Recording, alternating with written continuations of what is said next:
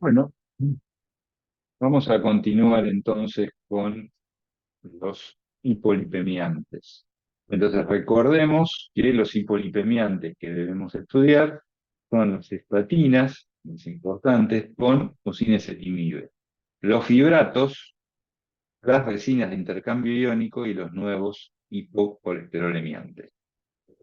Esta es la evolución que han tenido los hipolipemiantes, es decir, allá por 1955 se introduce el primero de ellos, que es el ácido nicotínico o niacina. Fíjense que de ser el único, desapareció, fue retirado del mercado hacia el 2010. Es decir, dominó mucho el mercado, pero luego desapareció. Hacia los 60 aparecen los fibratos, un grupo que se ha conservado en su cantidad, y a partir de mediados de los 80 aparecen los fármacos clásicos, los que estamos utilizando en la actualidad, que son las estatinas. Evidentemente, en medio han aparecido resinas de intercambio. Hacia los 70 apareció el Propofol, que ya no se utiliza, ¿sí? Y han aparecido unos nuevos que, digamos, no han cambiado mucho el panorama, pero se siguen utilizando. Entonces, en la actualidad, las estatinas, los hidratos, las resinas y algunos que vamos a ver, que son anticuerpos monoclonales. Bien.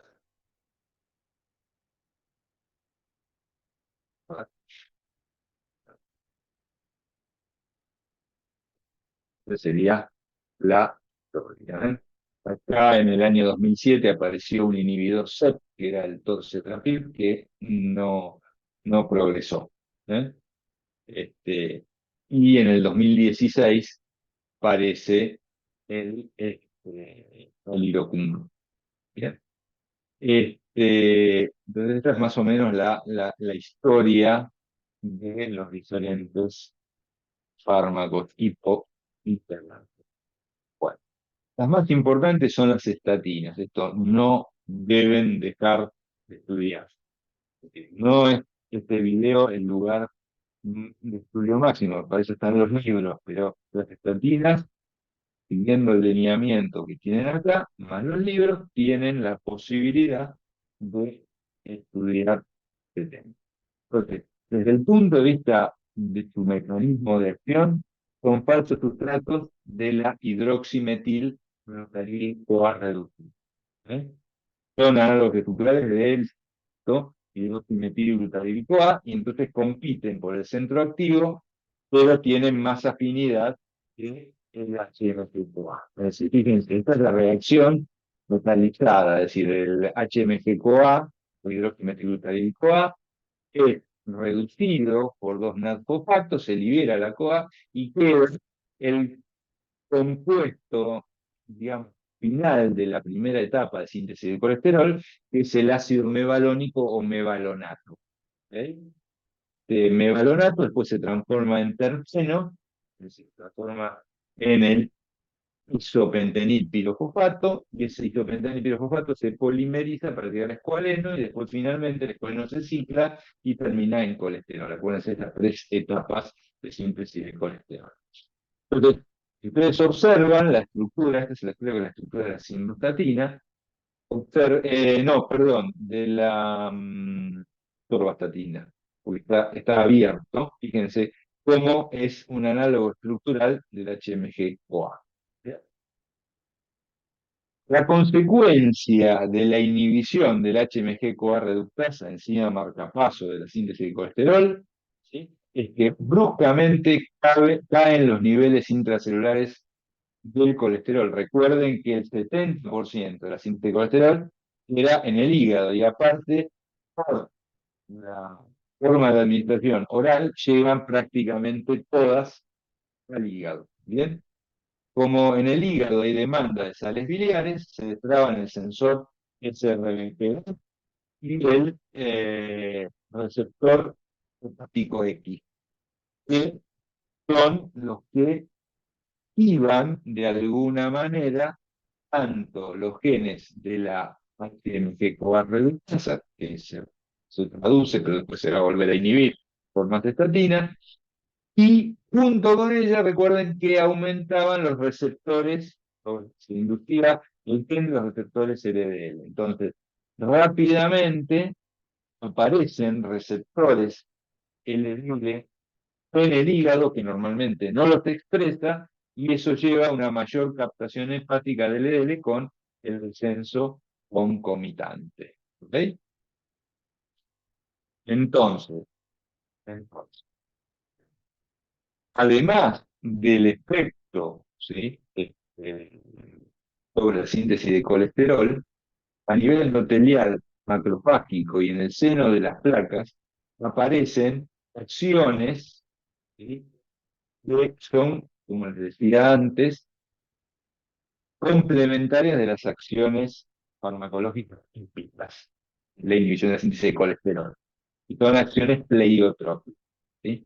Muchas acciones pleiotrópicas pueden deberse a la caída en la síntesis de los terpenos intermediarios, es decir, uno de ellos, antes del escualeno, es el farnesil-pinopopato. El farnesil-pinopopato es importante para activar a la proteína G monomérica RAS, una de las señalizadoras de los fenómenos inflamatorios. Entonces, fíjense que ahí dice que activan proteína de señalización, ¿sí? Y entonces no se activan porque no tenemos farnesil pirofosfato.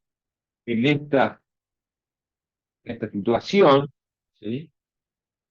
También interacción directa con algunas proteínas como el antígeno linfocitario, ¿sí? Es otro activador de macrófagos, ¿sí?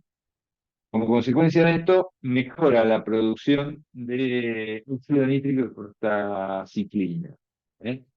Esto lleva o se debe a la down regulation endotelial de los receptores a la angiotensina 2, ¿sí? El receptor AT1. Reduce la inflamación porque a nivel macrofágico se frena la actividad vía RAS, se modula el tráfico leucocitario, ya no hay una intensa actividad, no hay tanta fagocitosis, no hay producción de radicales libres de oxígeno. En esta línea de las placas, la rosuvastatina ha probado reducir el tamaño de la placa, es decir, hay un estudio, el estudio Júpiter, que se ha encargado de medir justamente el espesor de las placas en la bifurcación carotídea por tipo Doppler y ha mostrado reducción del tamaño de la placa. Y obviamente también hay reducción de la respuesta trombogénica, porque si la placa se reduce o se estabiliza porque no hay inflamación, no se rompe el endotelio y por lo tanto no se activa la entrada de la coagulación o la agregación plaquetaria sobre ella. Y una de las cosas que también se ven es que inhibe la actividad osteoclástica, con lo cual disminuye la resorción ósea y puede reducir el riesgo de fracturas osteoporóticas, aunque puede aumentar el riesgo de fracturas osteoporóticas. Bueno. ¿Qué podemos decir de la potencia y la efectividad? Bueno, acá tenemos 4 estatinas que se utilizan hoy día. La fluvastatina, la simvastatina, la atorvastatina y la rosuvastatina. Si vemos el rango de dosis, evidentemente la rosuvastatina es la más potente. ¿Por qué? Porque con menos dosis produce un mismo efecto.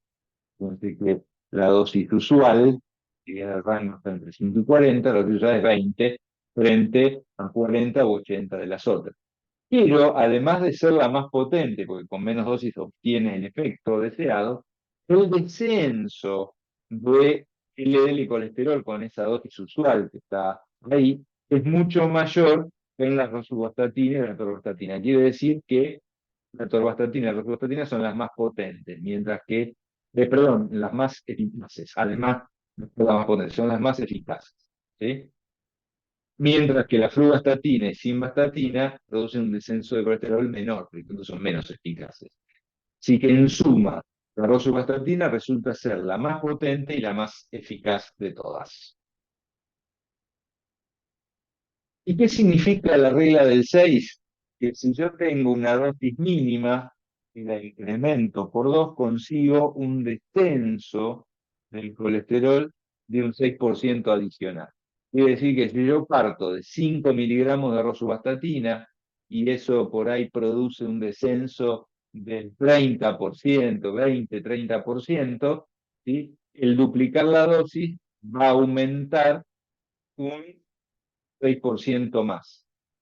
El duplicar a su vez la dosis doble por 4, otro 6% más. Quiere decir que si yo llego hasta 40 miligramos, puedo llegar a un descenso de alrededor de un 30 más un 18, un 50%.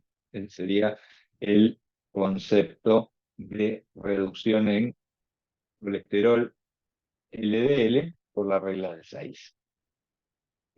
El resultado de un tratamiento actual con estatinas es un descenso del LDL colesterol del 25 al 45% en función de la dosis y la estatina utilizada. Recordemos, la más potente y eficaz es la rosuvastatina, pero cualquiera de ellas sigue esta regla del 6 aproximadamente. Fíjense que hay un descenso de triglicéridos que no supera el 15% y hay un leve repunte en la LDL colesterol. Quiere decir que las estatinas actúan básicamente en descender el colesterol LDL. Si no busquen una, un, una respuesta muy favorable a nivel de los triglicéridos y el colesterol HDL. Con respecto a la farmacocinética, la absorción de estatina es alta y muy rápida. Se utiliza el OATP1, es un sistema de transporte a nivel intestinal, y después también para la distribución tisular, sobre todo la presión hepática, este sistema OATP1. ¿Ok? Pero fíjense que si bien la absorción es alta y rápida, ¿sí? Porque algunas de ellas, de alguna manera, el Tmax se da a la hora, los alimentos influyen en grado variable. Observen que influyen en la absorción de fluvastatina y atorvastatina. En la absorción de simvastatina y rosuvastatina también, pero no son significativos. En cambio, la modificación o el descenso, ¿sí? En la absorción oral de estos dos con alta, ¿sí?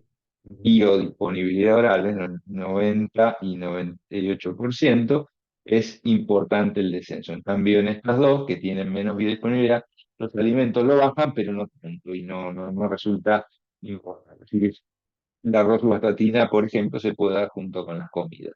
Después vamos a ver cuál sería el momento más apropiado.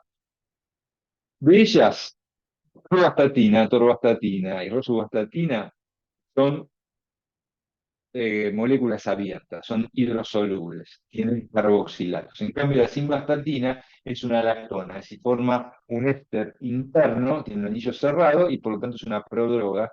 Tiene que hidrolizar dicho anillo para transformarse en el dicarboxilato parecido al HMG-CoA. Bien, entonces, por ser una prodroga es liposoluble, entonces tiene más distribución que las demás. Fíjense que el, este, ¿cómo es? El volumen de distribución de la simvastatina es del 14%. Observen que las que tienen más absorción, el hígado se encarga de un primer paso hepático importante, con lo cual más o menos todas tienen una biodisponibilidad no mayor al 30%, pero la que menos se modifica es la rosuvastatina y por eso, digamos, los alimentos no tienen ningún efecto. Observen que la extracción hepática o el metabolismo ocurre vía citocromo 3A4 o 2C9. ¿Sí? Es muy importante. Eh, Les decía, la única que puede encontrarse en cantidad importante y atravesar la barrera hematoencefálica es la simvastatina, porque justamente es liposoluble. En realidad, y esto, llegar al sistema nervioso central e inhibir síntesis de colesterol en el sistema nervioso, no, aparentemente no es relevante, porque el sitio de acción es el hígado y la menor, la menor liposolubilidad no trae menor incidencia de efectos adversos, o la mayor liposolubilidad tampoco. Es decir, que no habría problema en que pase la barrera hematoencefálica. ¿Mm? Obviamente que pasan en la placenta, son fármacos que no se deben usar en el embarazo, porque pueden, al alterar el colesterol, pueden generar teratogenia, quedan por leche materna. Ahí vimos quién se metaboliza por el TSA4 y quién el C9. Los metabolitos en general pueden conjugarse, ¿sí? Y la torvastatina tiene metabolitos activos, ¿sí? Las que tienen vida media larga son las que son, como vimos antes, más potentes y eficaces. Fíjense que tienen una vida media de 14 y 20 horas, mientras que otras una vida media muy corta. Quiere decir que estas se pueden dar una sola vez por día y estas en general suelen administrarse también una vez por día a la noche, pero por ahí a lo mejor conviene reiterar el- la toma. Por eso es que eh, muchas veces se prefieren la atorvastatina y rosuvastatina. Eh, Bien, ¿cuáles son los efectos adversos y sus contraindicaciones? Bueno, fíjense que los efectos adversos los más frecuentes son cefaleas, astenia, manifestaciones gastrointestinales como constipación y dolor abdominal, náuseas y mareo. Ahora bien, hay dos efectos adversos a tener en cuenta. Uno es la hepatotoxicidad, que puede ser simplemente un aumento común y silvestre de las transaminasas, que es dependiente, es decir, evidentemente aumentan con dosis más altas, ¿sí? Suele ser transitoria, desaparece en el tratamiento o se puede interrumpir el mismo, ¿no? Con lo cual hay un criterio de discontinuación para esto, que es la elevación de veces el valor basal de las transaminasas. Quiere decir que antes del tratamiento con estatinas convendría hacer un hepatograma control para saber, sobre todo, si las estatinas se van a dar a largo plazo y a dosis. El otro son las mialgias y fatiga sin elevación de la CPK o creatinina, ¿sí? O bien miositis con elevación de la misma. En general, acá hay un criterio de discontinuación que es la elevación por 10 veces el valor basal de CPK, ¿no? En general, las mialgias y fatigas no traen muchas consecuencias, suelen ser dorsalgias, pero hay que tener cuidado cuando el paciente refiere muchos dolores y cansancio y demás, que no haya una rhabdomiolisis, porque esta rhabdomiolisis es idiosincrática, se acompaña de dolor muscular, la frecuencia es muy, muy baja, pues se atribuye a disminución del colesterol y la elevación de la CPK es muy marcada. Esta rhabdomiolisis puede terminar en mioglobinuria e insuficiencia renal.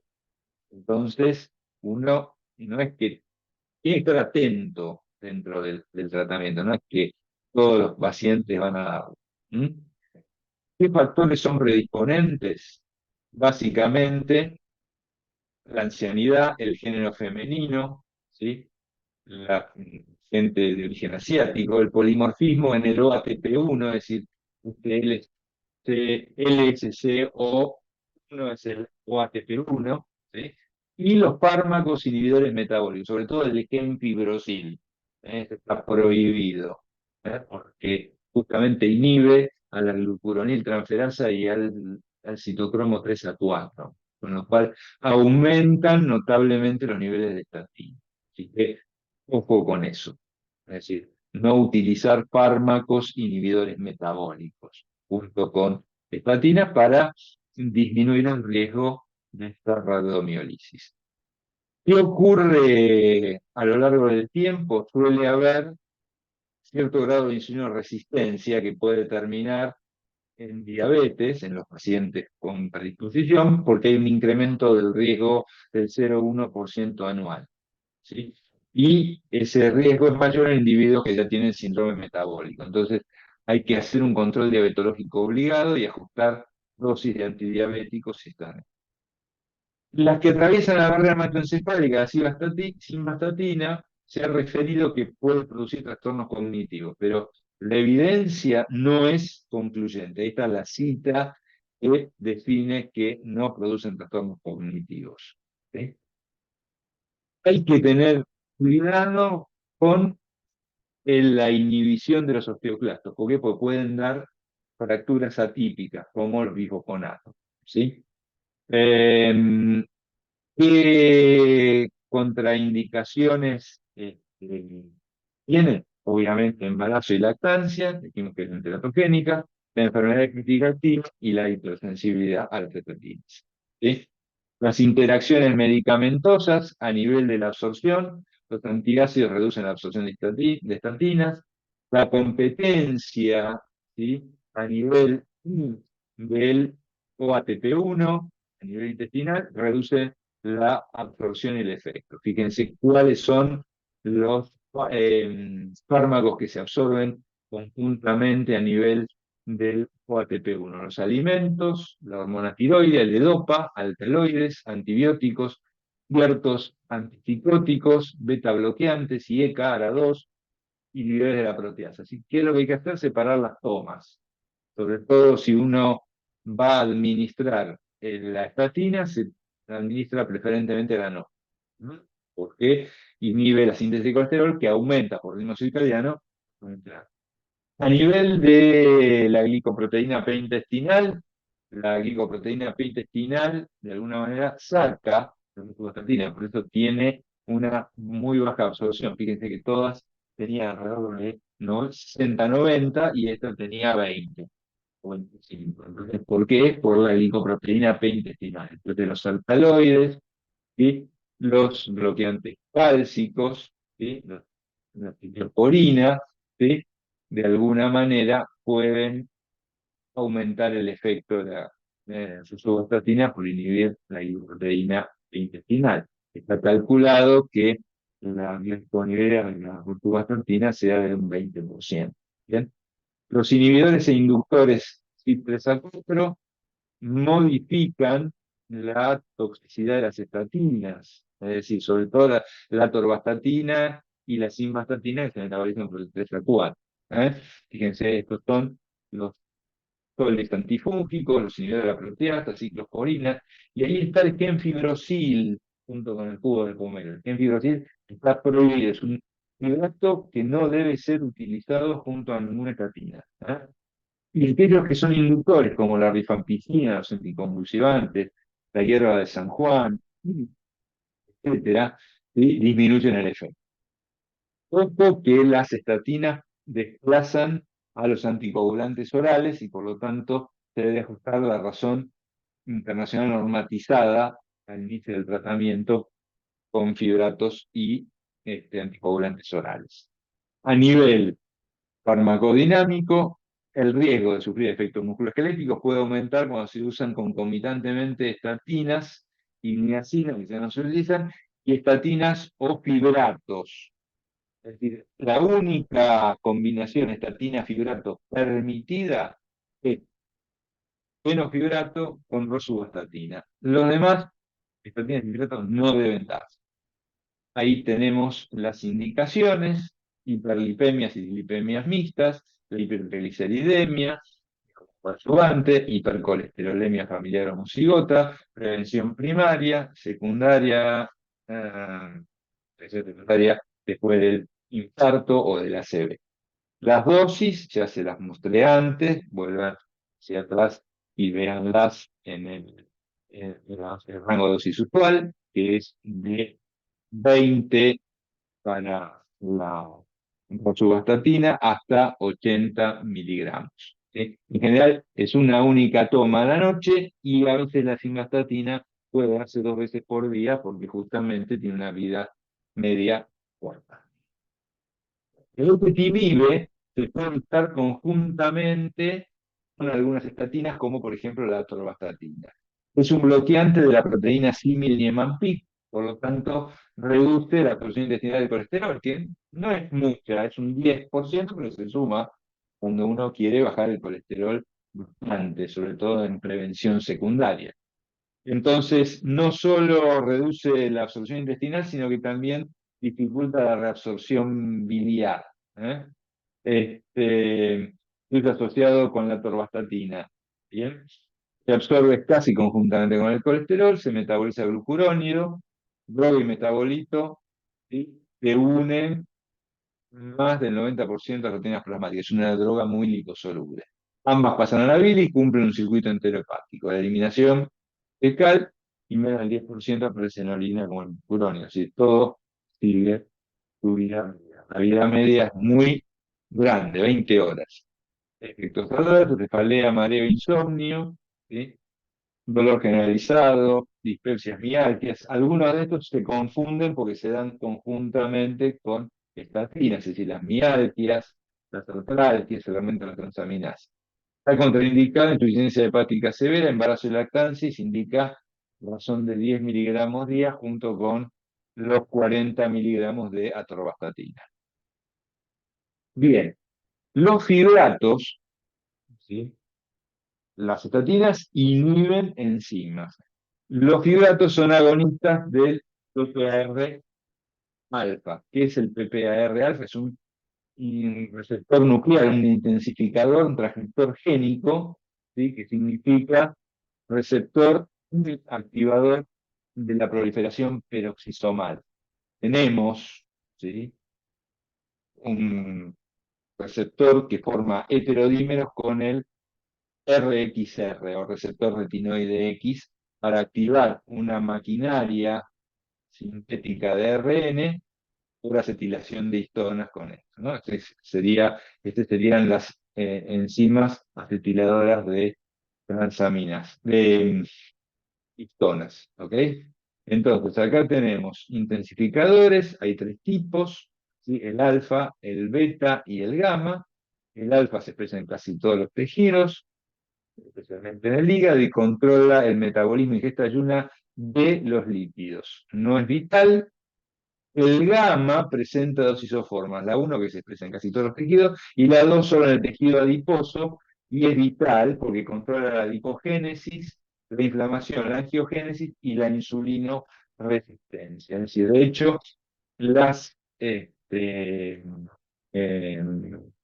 las glitrazonas son los agonistas endógenos de PAR gamma. ¿Eh? Fíjense, glitrazonas. En cambio, los fibratos lo son fundamentalmente del alfa. Los ligandos endógenos son ácidos grasos poliinsaturados. Eso es importante también. Por eso la importancia de darle al paciente dentro del régimen aceites de ácidos grasos poliinsaturados. Bueno, ¿qué es lo que hace en el hígado? Reprime la ApoC3 e induce la ApoA, con lo cual disminuye la síntesis de triglicéridos, porque también reprime al SRBP1, que es el que controlaba la síntesis de triglicéridos. Entonces, hay menor secreción de VLDL y mayor catabolismo y transferencia de triglicéridos a la periferia. Entonces, el ApoC3, acuérdense que era un inhibidor de la lipoproteína lipasa, ¿no? Por eso tenemos mayor transferencia de triglicéridos de las pocas lipoproteínas que salen, porque disminuye su producción hepática, las que salen son catabolizadas mejor por las lipoproteínas lipasas. A nivel del hígado y tejido adiposo, aumenta la proteína de transporte de mitocondrial de ácidos grasos, con lo cual aumenta la beta oxidación y el gasto de los triglicéridos, para que no vayan al hígado, y los macrófagos inducen el receptor y a las lipoproteínas de transporte de colesterol a las HDL, por lo tanto aumentan los niveles de HDL. Esto determina mayor remoción de colesterol periférico y su secreción biliointestinal. Es decir, los fibratos pueden reducir los santomas, no las placas de ateroma, pero sí los depósitos, por ejemplo, subcutáneos. El resultado, básicamente, es, fíjense que no modifica prácticamente el colesterol LDL, pero sí reduce entre un 20 y un 50% los triglicéridos y aumenta más las HDL colesterol. Si se combinan con la estatina adecuada, por ejemplo, fenofibrato, rosuvastatina, el incremento del LDL ronda el 25%, el de triglicéridos bien manifiesto alrededor del 50%, y el descenso de LDL y colesterol es alrededor de 35%. Entonces, acá hay efectos pleiotrópicos adicionales también, que es antiinflamatorio, vía tal vez represión del NF-κB, disminuye la proteína C reactiva y la lipoproteína A, que es una lipoproteína muy heterogénica, es antiagregante plaquetario leve y disminuye el fibrinógeno circulante y a la vez es uricosúrico, porque son, o uricosúricos, son ácidos que se secretan por transporte tubular rígido. Bien, fíjense que salvo el gen fibrosíl que es vial, todos tienen expresión renal y ahí compiten con el ácido úrico. Entonces, de alguna manera, favorecen su eliminación. Bien, la farmacocinética indica que son de muy buena absorción, no tienen mucho primer paso hepático, así que se absorben bien, esa es la biodisponibilidad. Lo que sí, para mejorar la absorción del clorfibrato y del fenofibrato, se preparan como ésteres prodrogas que se hidrolizan al ácido clorhídrico y fenofídrico respectivamente en la pared intestinal, ¿sí? Y esos son los que se absorban. En general, el ácido fenofíbrico como tal, si no está micronizado o no forma un éster o una sal bloqueada, no se absorbe bien. Entonces, por eso es que fíjense que hay ácido fenofíbrico colina o sódico que tienen absorción casi total. Entonces, si no, se hacen cristales micronizados para mejorarlo.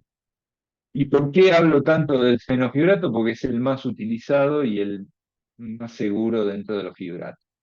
Fíjense que son muy liposolubles, se unen mucho a las proteínas plasmáticas, pueden desplazar también a los anticoagulantes orales, tiene un volumen de distribución muy bajo, no pasan la barrera hematoencefálica, no se sabe, pero no pasa, no hay descrito efectos centrales, así que por lo tanto probablemente no lo hagan. Fíjense que hay un metabolismo de un 50% aproximadamente a glucurónidos. Es decir, utilizan la glucuronidasa y el fluticlosil es un importante inhibidor además de sustrato. ¿Sí? Los conjugados glucurónidos se excretan por riñón. Hay que tener cuidado si la función renal está disminuida. Las vidas medias, bueno, salvo el gen fibrosil, el besafibrato, son todas largas, tienen aproximadamente más de 15 horas.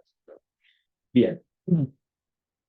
Los efectos adversos, los comunes, cefalea, mareo, insomnio, fatiga, son muy parecidos a los de las estatinas. Incluso dan mialgias, artralgias, pueden dar aumento de las transaminasas, en la hepatotoxicidad, y pueden dar miopatía, se va a potenciar si se dan junto con niacina o con estatinas, ojo con eso igual, excepto el fenofibrato. Eh, pero adicionalmente, ¿sí? Adicionalmente, estos fármacos pueden generar colelitiasis, es decir, cambian como se excretan en parte por vía biliar, una parte de ellos se excreta por vía biliar. Fíjense que si bien lo predominante, voy en un segundo aparato, lo predominante es renal, ¿sí? Es un cierto porcentaje se elimina por vía biliar y le cambia el índice litogénico, con lo cual pueden tener un riesgo de pancreatitis. Incluso no es solo la droga, sino el cambio de la cantidad de componentes fosfolipídicos y colesterol de la bilis contribuyen a esto. Y el otro fenómeno es la hipersensibilidad y el aumento de la creatinina, ¿no? De la misma manera que los fibratos están contraindicados en el embarazo y la lactancia, hay que tener cuidado acá no solo la enfermedad hepática, sino la insuficiencia renal, porque se eliminan y fundamentalmente por vía renal. Con respecto a las interacciones medicamentosas, ¿sí? La inhibición metabólica es lo más importante. Aquí. Si bien la absorción puede ser reducida por la colestiramina, si uno la utiliza, y la unión proteica desplazan a los anticoagulantes orales, como les comentaba. La inhibición metabólica, sobre todo la del genfibrosil, es muy importante y hay que tenerlo en cuenta. Por ejemplo, las estatinas, salvo la rosuvastatina, que eh, oxidan por el citocromo 3A4 y se conjugan con la glucuroniltransferasa 1A1. ¿Mm? Son metabólicos. El fibrosil es un importante inhibidor 3A4 y de la glucuroniltransferasa 1A1. Con lo cual, aun cuando la rosuvastatina no metaboliza el citocromo 3A4 y lo haga por el 12,9, aumenta una buena cantidad. Si se acumula un porcentaje importante, con lo cual hay efectos adversos, sobre todo rabdomiólisis potenciada, porque el fibrato también causa daño muscular. Entonces, el riesgo de rabdomiólisis es muy grande utilizando genfibrosil. Así que está prohibido utilizar genfibrosil con estatina. Así que el mejor fibrato es el fenofibrato, no cabe ninguna duda.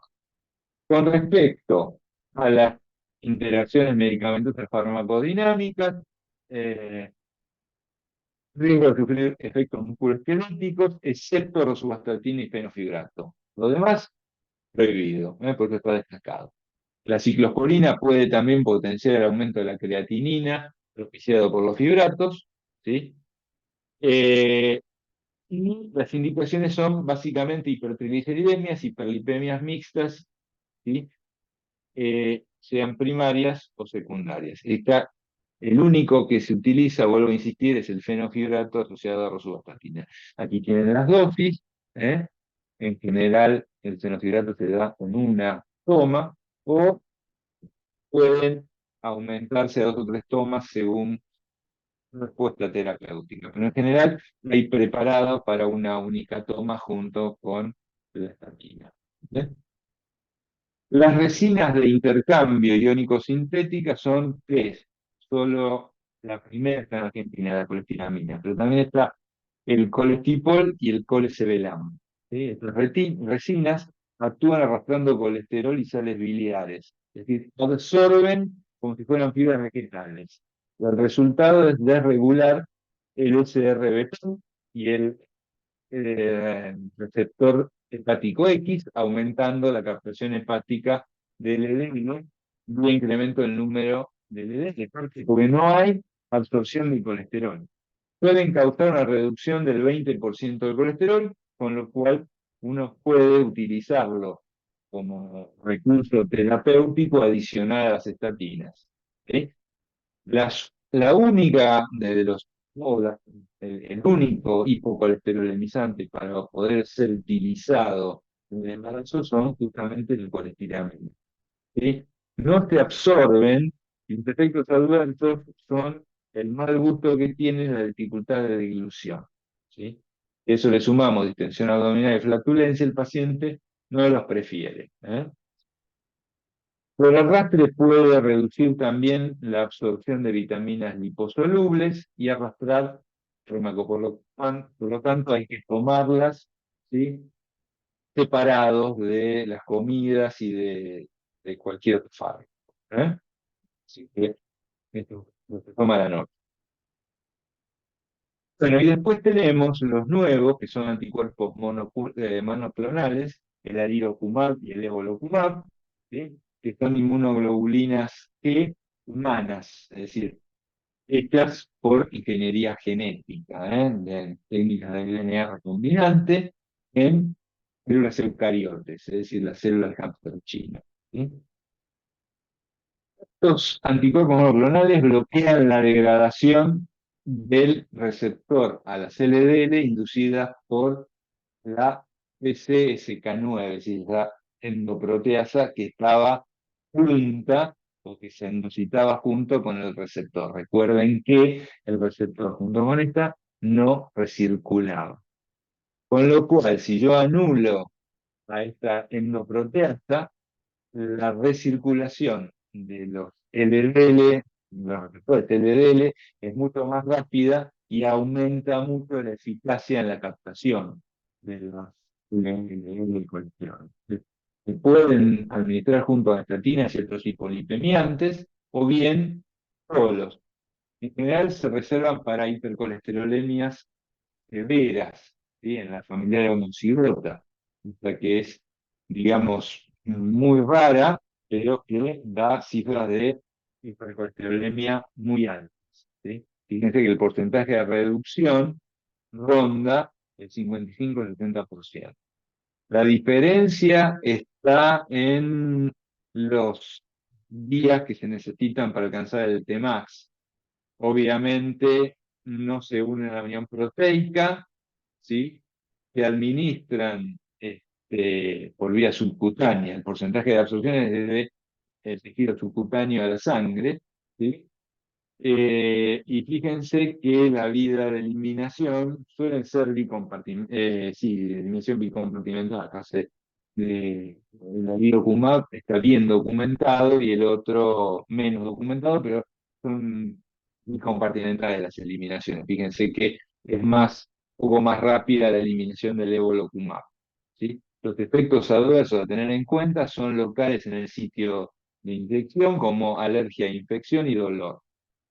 A nivel general pueden dar reacciones de hipersensibilidad, desde rash o urticaria hasta reacciones asmáticas y vasculitis. Siempre los anticuerpos monoclonales dan síndrome gripal posaplicación, ¿sí? Es bastante frecuente, suelen dar mialgia, fiebre y malestar general, y trastornos neurocognitivos que a mediano plazo limitan su uso. Es decir, estos trastornos neurocognitivos son referidos a él, ¿sí? Amnesia y confusión. Están contraindicados en el embarazo, la lactancia, en insuficiencia hepática y renal severas, en hipersensibilidad. Bueno, muy bien, eso es todo. Espero que les sirva.